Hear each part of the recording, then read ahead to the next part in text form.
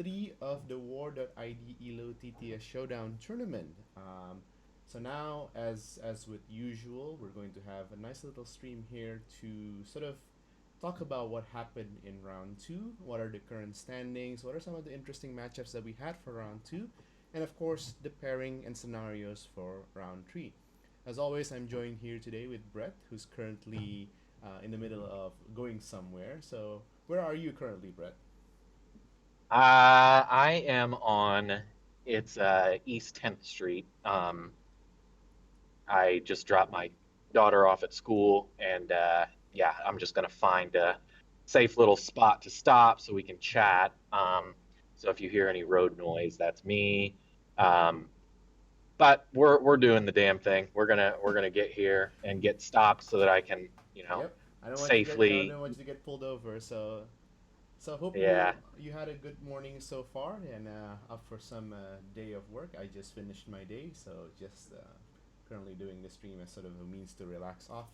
So let's get right to it. So let's sure. go to the standings first.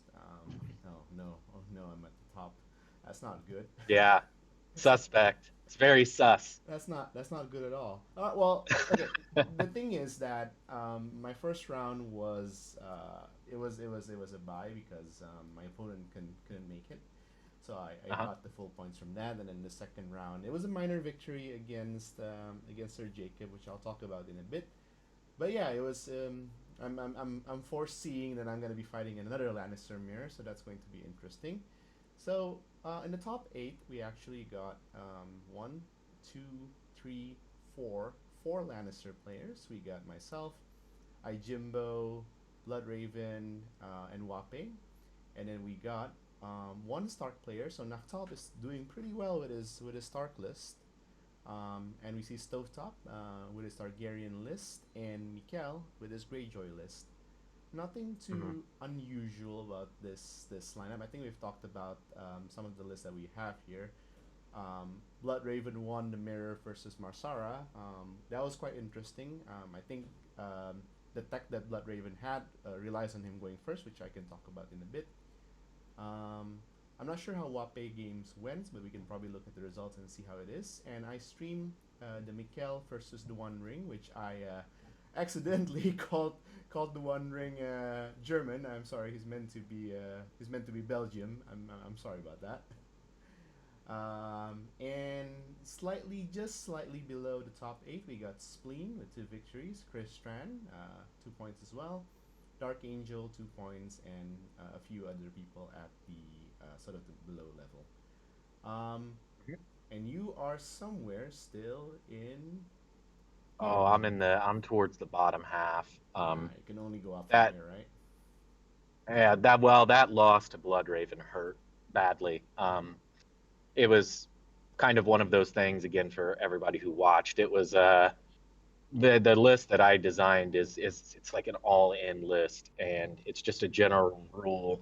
I think when you're running Tywin NCU, the unit that you select to die, they have to die, or you have big problems. And they didn't die.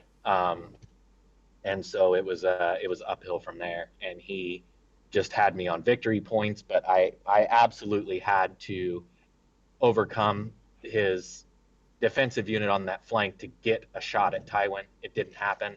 Unfortunately, even as close as the game actually was, the result was a crushing, and that's going to spiral me. But interestingly, if it's cool with you, I just want to touch on what you said with some of the top eight. I'd like to give a little bit of insight on that, from my perspective and about the state of the game in general, if that's okay. Yeah, go on, go on. It's the Brett Morning Show, so go ahead. I'm just not surprised to see four Lannisters at the top. The Lannisters are in an interesting conundrum where Tywin and Gregor are so badly rated as far as the ELO goes, whereas the Lannisters aren't a bad functioning army for the most part. Um, and the interesting thing with the Night's Watch is they're not exactly similar to 1.6 Starks, where 1.6 Starks were clearly the best faction, period. when you ran Starks in an ELO event, even if you ran Brendan Tully and Roderick, who were so badly rated, you could just plug them into your, and it just took off and it worked. That's not necessarily the case with Night's Watch.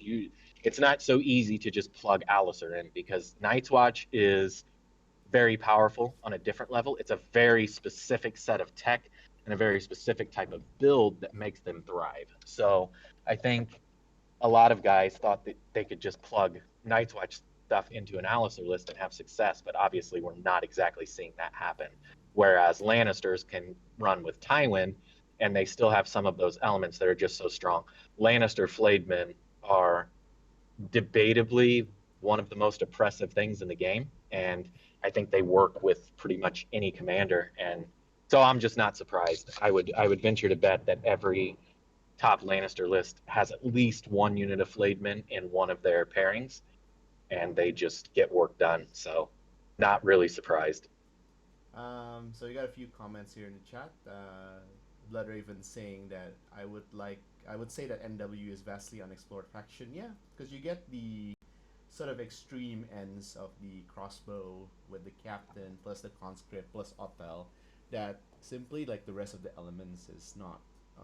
People don't really look at them, which I think is also a sign of sort of, in a way, bad internal balance from the faction itself because you got a lot of people trying out different things and they're not exactly having good results.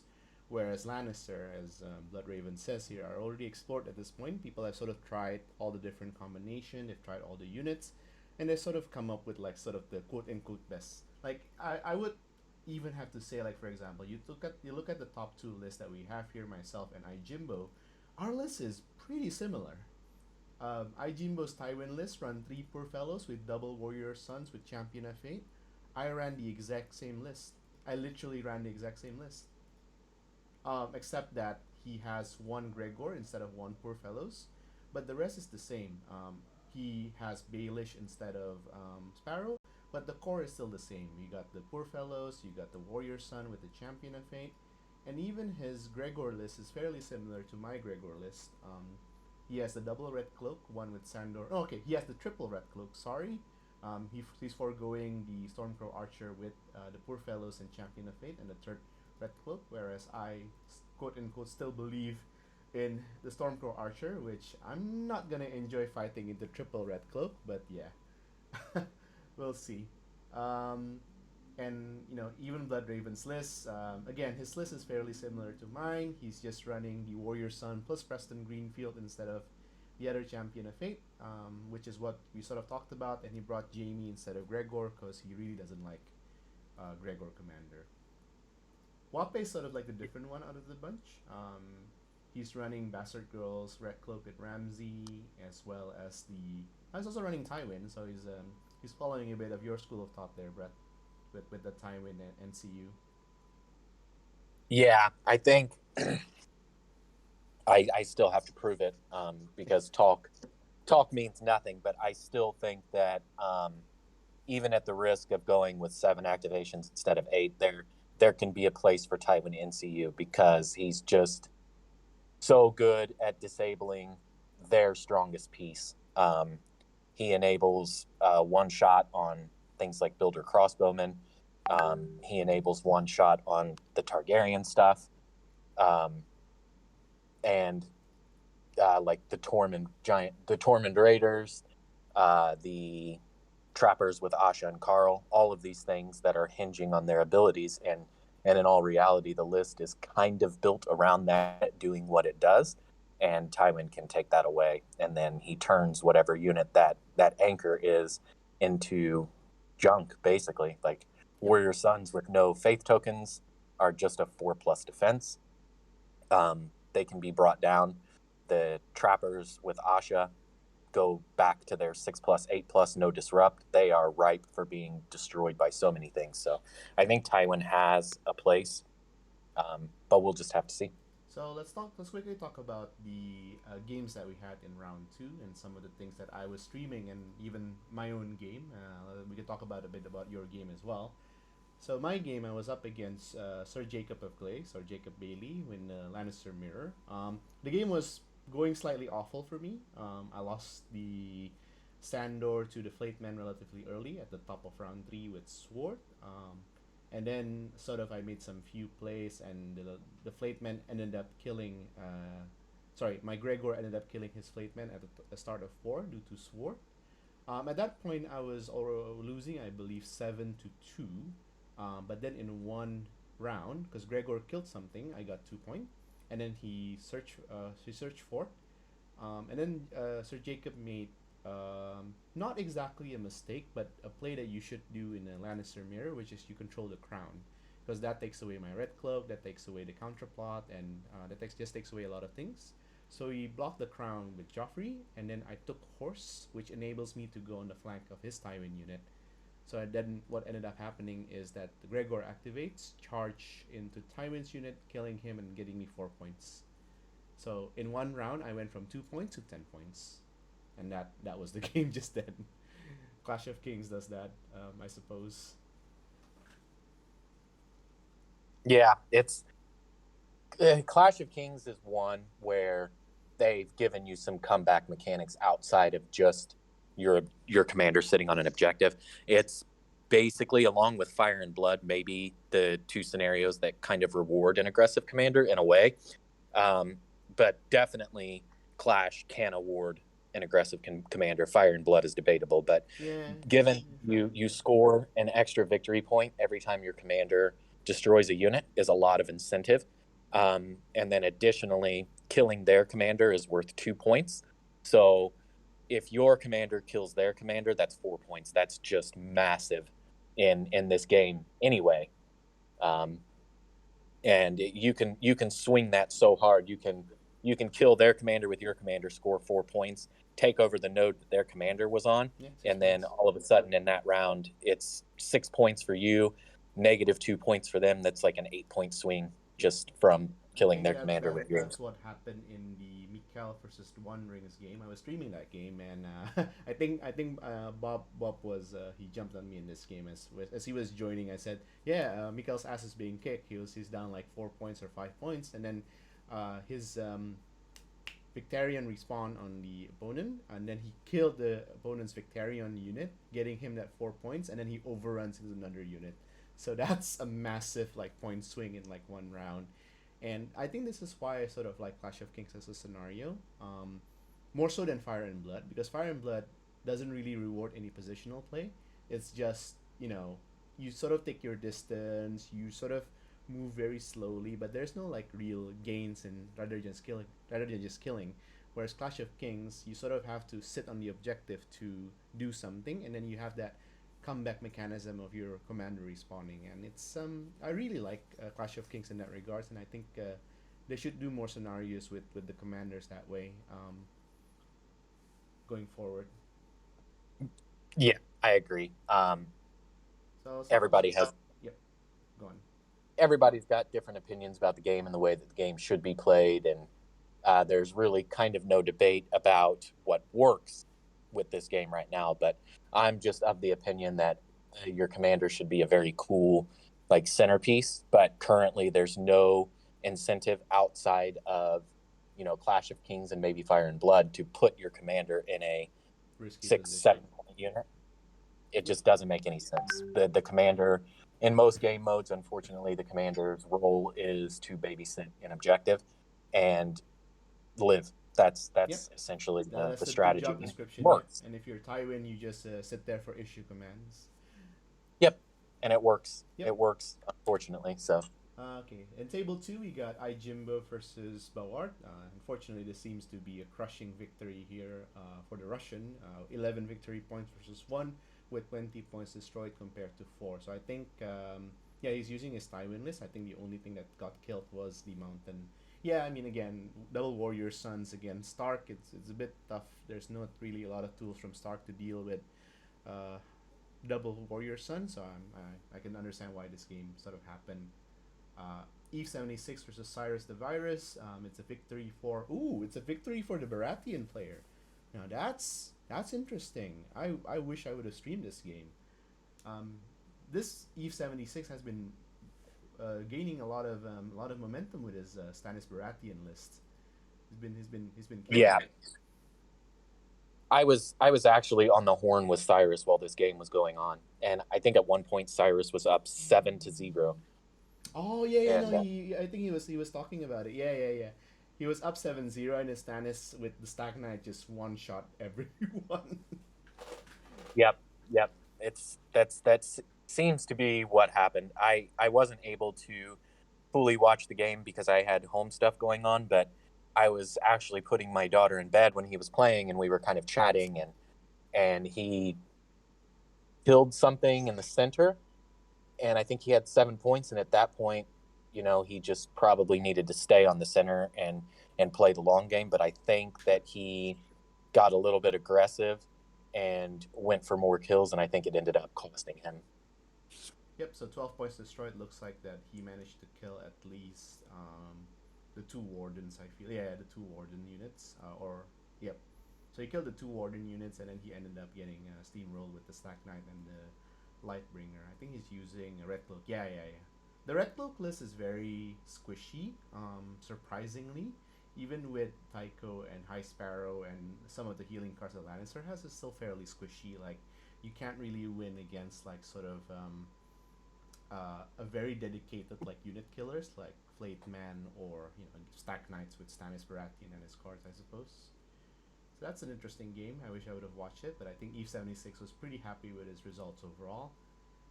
Table 4, we got Yep. Chris Strand versus Firman. This game was a bit unfortunate because I guess I think even though that so Chris was playing sort of like just a very standard game to not sort of force the opponent into attacking him, and Chris just doesn't attack him. So immediately all his tech was not used, and against Greyjoy, you fail to kill something, they bounce, and I guess that's the end of it. It is what it is, really. Just look at the he killed 8 point destroyed, which is probably the two reverse.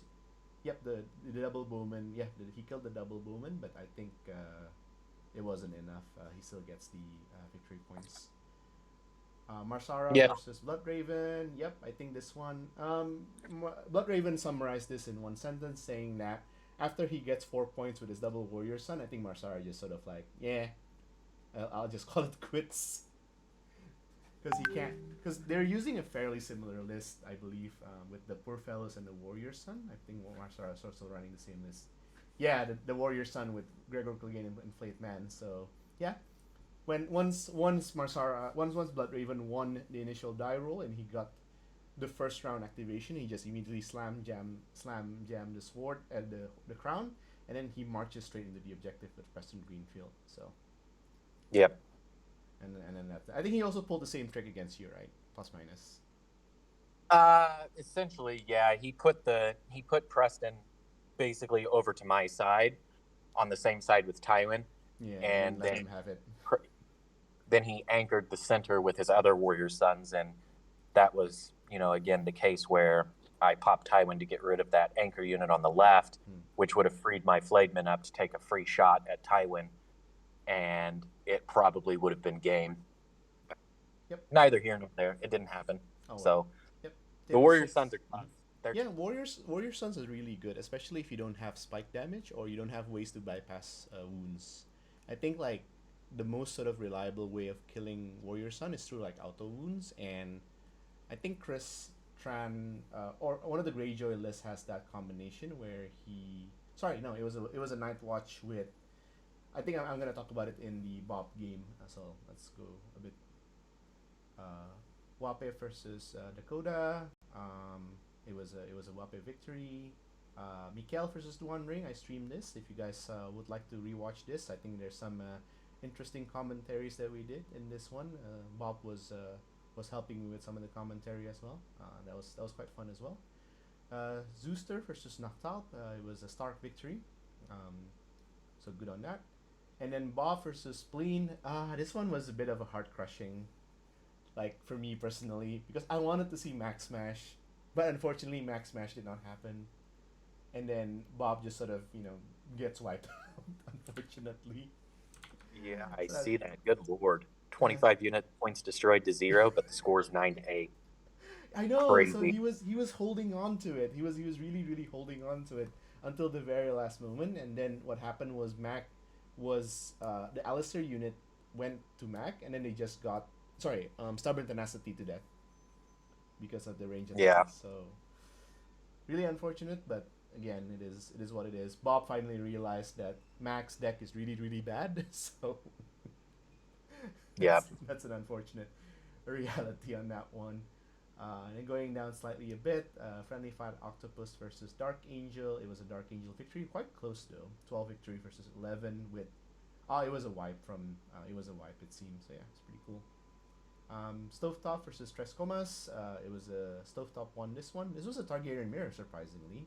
We actually see a Targaryen mirror last round. Well, yeah, last round.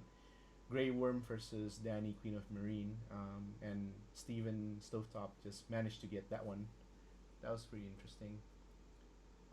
The last one that I'll probably talk about is the last two one is the Kai versus Carl. This was really unfortunate, and this game I think really really just cemented the additional hatred on Otel NCU because you can just like he can just shoot you out of nowhere, and it really just like makes the game into like, all right, can I survive being shot a grand total of 6 times from Otel? And the answer is no, especially if you're running things like neutral who has very very squishy armor. So this was an unfortunate game. Kai almost had it, surprisingly, but I think the last few dice rolls wasn't going in his favor.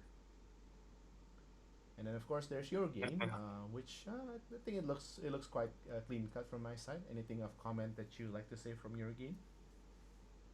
Um, just so the gentleman that I played was, I mean, he was pretty new at the game. He piloted the army pretty well. I actually really like his list. Double Flademan with Baratheons is super, super, super scary. And I held on to an Intrigue and Subterfuge essentially the entire game, but I could never get him to make the mistake um, of activating Uncle Penrose at a point where I could do something meaningful on the tactics board. And those Penrose tokens are so they're good. Uh, it's similar to like the Wildling Diplomacy. You pick 2 zones. If they claim one, you heal. And when you're slapping at Flademan with other Flademen, you don't want his Flademan to heal. This was a game where some of those hated Baratheon cards actually came up big, and I almost lost it. My Flademan lived with just 1 wound, and if I would have lost the center, it would have been game over. But High Sparrow and Fealty to the Crown came up huge for me.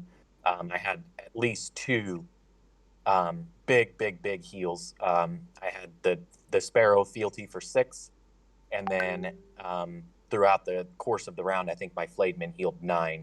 I had the stuff in hand. I was able to do what I wanted to do. I flanked his Flademan, knowing that I was getting flanked by Loris, but I had Sparrow and I had a Fealty in my hand, and he got the Flademan down to 3 wounds, and then I did a big Fealty bomb, healed him back up to 6, and then I was able to panic the Flademan again and healed him back to full. But this was kind of a grind. We were both healing. Ultimately, it came down to he charged my Mountain That Rides. I failed the panic test, but I did not take enough to die. And then I played issue commands, let Gregor attack the Flademen twice, and it popped them. And then after he lost his Flademen to Gregor, I was able to take over the center and then win. But the score was pretty close. But this was a very, very, very nice guy, very nice opponent. He's relatively new to the game by his own admission. He's got a very strong foundation. I think he can build on it, but I think watch out for him, Yeah. He's a local player. His background is a competitive card game player, so he'll come around. He just needs I to think find. Yep. Yeah, I think he'll come around. He made a couple of mistakes. He left the door open in a couple of instances.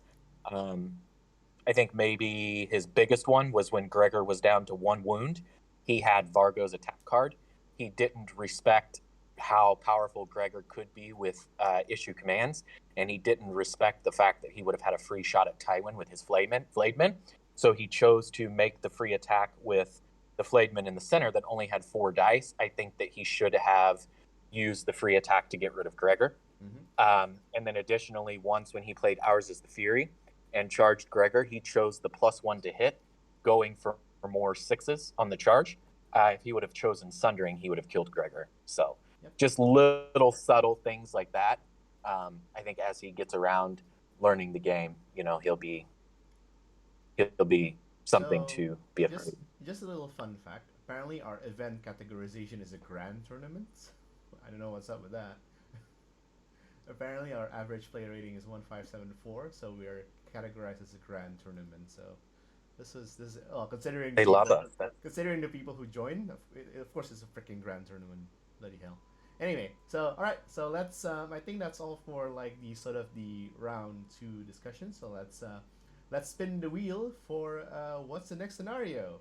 So we go ring, ding, ding, ding, ding, ding. Let me see how much I hate you today. It's it's Feast for Crows. You have a winner. Oh, man. Oh no, I'm gonna be fighting Lannister Mirror and Feast for a Crow with red cloaks. Oh my freaking god. Alright. Alright, well let's Feast for Crow this. Feast for Crows and Swiss round pairings. Alright boys. Counting down to 1. So 3, 2, 1, let's spin. Who will be the opponent for next round? And I wouldn't be surprised if I go up against Jimbo, to the surprise of no one. Oh no, it's a Lannister Mirror with red cloaks and okay. We're gonna roll a lot of dices in this game. I can already see that. Alright, let's look at the rest of the pairings. Alright, so round 3, on table 1, we got Van versus Jimbo. Alright, Blood Raven, I know you're in the chat. I need to talk to you after this.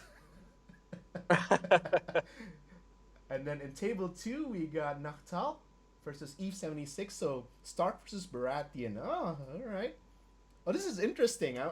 If Noctal or Eve is watching the stream, I would love to stream this game because this is probably the only non-Lannister, non-Greyjoy games that I get to stream for a while. So this is interesting. Blood Raven, you're gonna go up against Wape in a Lannister Mirror. How fun! Yeah, Blood Raven's getting a little bit of a gauntlet this time around, isn't he? This is his 3rd Lannister Mirror, and he's not exactly playing, young chicken Lannister players. These are, myself, Marsara, and Wape. That's a pretty tough. That's a pretty tough. Look, Blood Raven was in the Lannister Masters tournament, right? So he knows his shit. So I'm sure he'll be fine.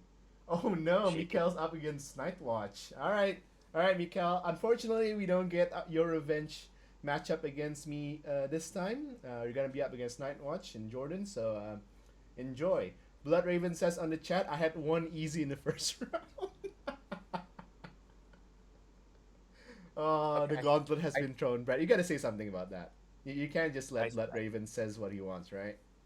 I'm not. He knows. It's okay. Blood Raven and I have grown very close over the last year or so. Have a very active chat where we chat about the game and kind of poke at each other. He knows. I don't care what he says. He was scared as shit when I intrigued his Tycho, and when he was sweating bullets when you did that. You did that. He was sweating. Yeah, he knew he didn't have his Tycho heal, and his warrior sons were down to 6 wounds. I know when I rolled those 10 poor fellows dice and didn't get 1 single hit, I know that at that point he kind of let out a breath of fresh air, and he was like, thank fuck Brett didn't just charge these Flademen in and wipe me out. Thank God he got greedy and went for the swords like a dumbass. Thank God he forgot to place Joffrey. He was scared. It's okay. This is his coping mechanism is to say that it was easy so that he gets gets over the Tywin trauma. So Chris Tran will be up against the non spleen matchup. He'll be up against Dark Angel Scott in the Free Folk versus Greyjoy. This is also interesting. I would like to also see this game as well. This is going to be fairly interesting. And then I think it is because yeah. the Battle of the Armies, and I think to an extent Greyjoys do Horde better than Free Folk, Oh, yeah. but Free Folk can, if they pull those endless hordes early, it can get really, really, really tough, really, really, really fast for anybody playing against them. You know what's fun? You know what's fun? I hope Chris brought his Euron list so he can pick up the Endless Horde and then he plays the Endless Horde. And plays and deploys his own unit of raiders. Yeah. I would like to see this. So yeah, Chris Tran Sunday Slaughter, if you're watching this, I would like to see you pull that off. Please pull that off. I want to see it. I want to see Raider being spawned by Greyjoy. And if he can't pull that off, at least give us a sneak peek into Dagmar and steal coordination tactics from him. Oh my god, yes! He can also steal coordination tactics. Oh my god, yes. Yeah. Let's see it. Steven Newhouse Stovetop will be up against Lannister. So Targaryen versus Lannister. Very interesting. Good luck with that. And then just going down a bit, we got Sir Jacob versus Chris FNM. So neutral versus Lannister. Oh no, we have the unfortunate Indonesian mirror of Claw versus Reaperman. So Night Watch versus Stark will be on the menu of my fellow countrymen. So there is that. Bawart against Yesiel. Yak 80 versus Cyrus. Marsara will be up against Dakota. So that's also quite interesting. Lannister versus Stark. And then Brett, you'll be up against Greyjoy. Duan Ring. So Greyjoy versus Lannister. I want to see where my boy Kai is. Friendly Fat Octopus against Greyjoy Mirror. Bob will be up against Tom. So Free Folk versus Greyjoy. And Carl will be up against Targaryen. Gaurel versus Wild Carl. Kai would be up against Free Folk. Sick Wolf versus Caldogo. And Rossi versus Spirit. And we got the rest of the sort of the bottom table here. Alright, so... Oh, actually I forgot to drop NSB from the tournament. So... 5 Goril, if you're hearing this, you get a free win this round because I forgot to drop NSB from the round. All right, so that's that. Any interesting matchups that you'd like to talk about in round 3? Other than I would skip mine because it won't be interesting to watch. It's just gonna be a bunch of red cloaks rolling dices. Yeah, but it can be interesting. As we know, the panic is never a guarantee. I mean, I've seen panic at 10 with a panic token, and they pass both. And you know, when your entire list hinges on that type of panic, when your heal cards only trigger on failed panic, you can really lose a lot of tempo and you can lose a lot of momentum and kind of get a little bit frustrated when that type of thing happens. So panic is always like, it's like wishy-washy. Yeah. I'm running red cloaks this time. I don't generally run them for that reason, but it's always interesting. Well, I think this is mostly like a dice roll at this moment because both me and Jimbo both has the Tywin Warrior Son and the Red Cloak Gregor, so it's going to be like a pure mirror, or we're gonna roll one with the other. So we'll see. I'm gonna have to consult some professional on this, so we'll see. Of you've got a little bit of list chicken. Sorry? You're saying you've got a little bit of list chicken going on? No, I mean it's seriously. Our list is basically mirror opposite of each other, except for this. Yeah. I believe in his Tywin list, he brought Littlefinger instead of Sparrow. And that's about the only differences we have between those lists. And in the Gregor list, instead of bringing Stormcrow Archer, he brought another Red Cloak, which is plus minus the same because Red Cloak is technically Justice Laser, so he can range attack from like 12 inches anyway. Yep. Justice Laser and Sandor Red Cloaks are, I think maybe just Sandor in general is fast becoming one of my favorites. That is Fueled by Slaughter is so good. The vulnerable token on the charge, and then him being in Red Cloaks, it's all a very, very nasty combo. I think overall, my Red Cloaks with Sandor probably did more in my game against Camille than my Flademan did. So Flayman it's a very usually either gets bogged down by the rest of the army and do nothing, or they completely destroy the entire army. It's always one way or the other. Again, Flateman as a design is very dice dependent, with the crit on charges and as well as the vicious plus intimidating presence. So it's a lot of Yep. dices that you need to sort of work with, especially with Flateman. Again, I think like the components that we have in Lannister, like Red Cloak and Flateman, does rely a lot on dice, which is why it's a bit sort of like a wishy-washy faction, like you said yourself, because Panic is fickle. Yesterday, I think in my game against Sir Jacob, like Tywin needed a 4, he got a 3, and then he just got killed. So it's Yep. it's super Panic is it's fickle. I opened up my game with a Snake Eyes War Cry, and then I used issue commands to War Cry again, and I failed it again. Oh so no! that's it's always dicey. I mean, they balance in the end, I guess, but yeah, it's just All right. the panic Well, odds are definitely fickle. so to I think everyone watching the stream, if you would like to have any of your games stream, or if there's any other streamers that would like to pick up a game, just let me know. This round would be up until um, in exactly 1 week from now, until we draw the next round. So 9 EST, as you have your games until 9 EST. And then considering how it is on the final, we might do some break over the Christmas, but we'll see. Because I think when the round finishes will be on the 20th, we might be able to squeeze in maybe 1 or 2 days, but we'll see with the Christmas coming up as well. I think a lot of people would like to not play Sif during Christmas. are we doing 4 or 5 rounds with this one? I think it's just 4 rounds. I think it's enough. Okay. Because we're doing ELO, I think it's enough for 4 rounds. Sure. I mean, again, I think what happened last time is that we do have a playoff for the 5th round, but we'll have to see like how it is. I think 4 round is for me is enough. Okay, makes sense. All right. Chris is listening.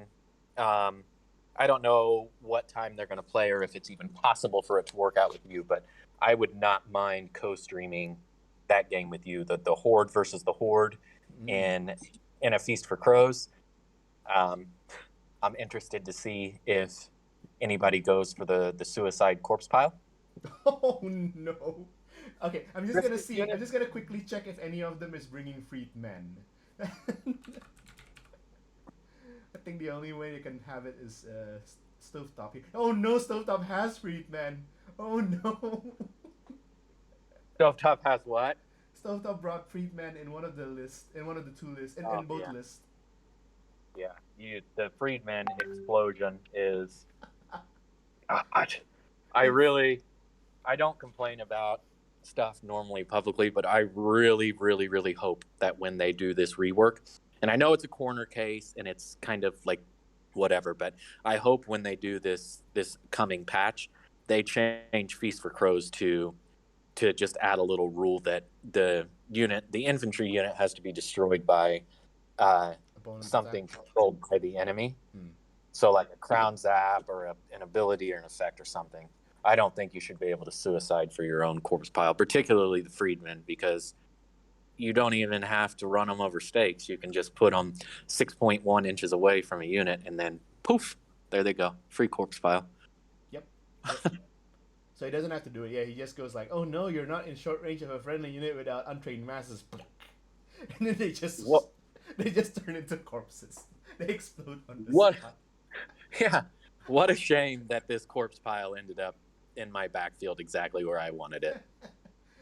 All right. Well, I think the only player who could have pulled this off is Stovetop and maybe Gaura. I'm just going to check whether he has it. No, he doesn't. He doesn't. So only still talk into it. But yeah, it's a super corner case scenario.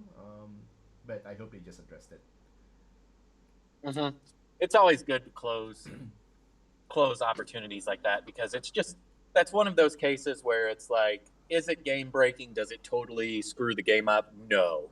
But for somebody playing a bit more casually, if their opponent shows up at like a local tournament and does that, are they going to leave with it feels bad? Probably so. Most They're going to be likely, like, yeah. what the hell is this? It's just one of those cases where it's like, yeah, it's a smart play, of course, but it's a known play, and it's just going to tick somebody off and give them a bad experience, is how I feel about it. All right. So I guess with that note, we're gonna end it here. So again, with for everyone watching the stream or later on the VOD, the game is up. You guys have until 9 EST, the 20th, to play your game. I'm gonna post up a few things in Discord later after this. And if you guys want to have your game stream, do let me know and see if I can stream for you. If not, then most likely somebody else will. And to Brett, thank you for joining me on our usual Monday morning SIF session. Any last closing thoughts from you? No, I just want to thank everybody who's played, and I want to compliment everybody for taking this the way that everybody took it, and bringing fun lists and trying some different things, because it's definitely very encouraging to see some different stuff out on the battlefield.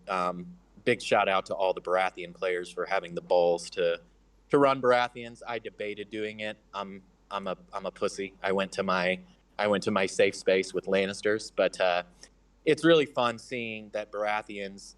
It's like they're so close to being good, and they want to be really really good.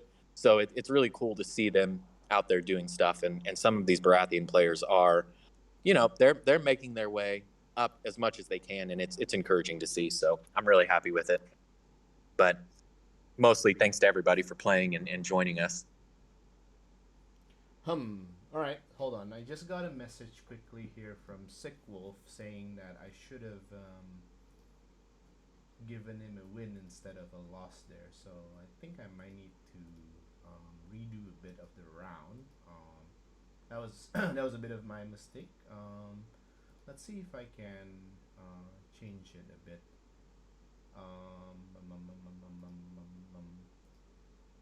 All right, so so this is unfortunate. I might have to remove the current round and just set up another round. So let me just quickly change it. Sorry about that. I don't think it will matter too much for like the sort of the top table, but it will probably change up like the sort of the bottom table. So Okay. yeah. Sorry about that. He just messaged me on Discord, and I completely missed that. So I'm just gonna remove this current round, and hopefully it doesn't mess up the tournament that much.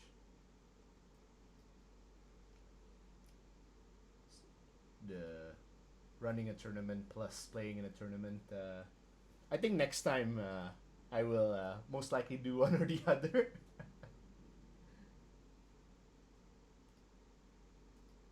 It can be a little bit stressful.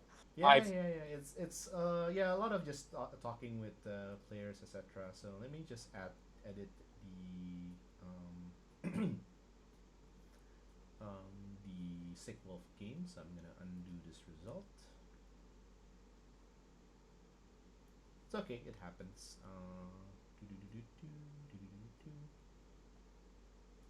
So this one is so I'll give it this, and then he gets 10 points destroyed, 28, and 0 and 0. So that's wiped out and submit.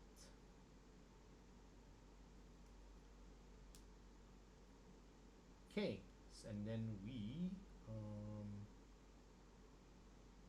create a new round, Feast for Crows, Swiss round pairings. All right, hopefully this won't mess up.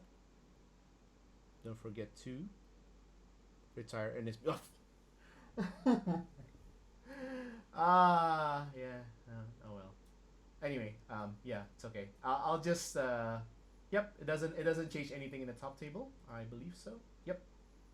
So let's just quickly go again. Same, same, same, same, same, same, same, same, same, same. Yep, nothing changed.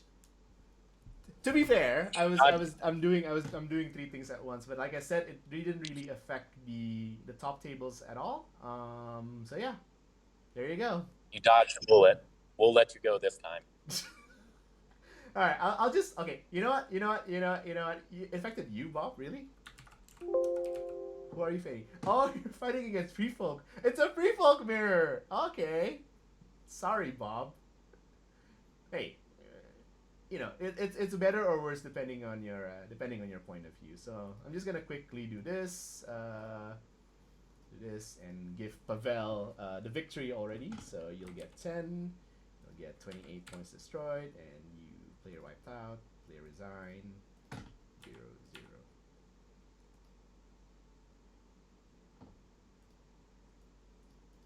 So just quickly submitting the result here. Huh? I can't submit the result. Oh well, I'll do it later.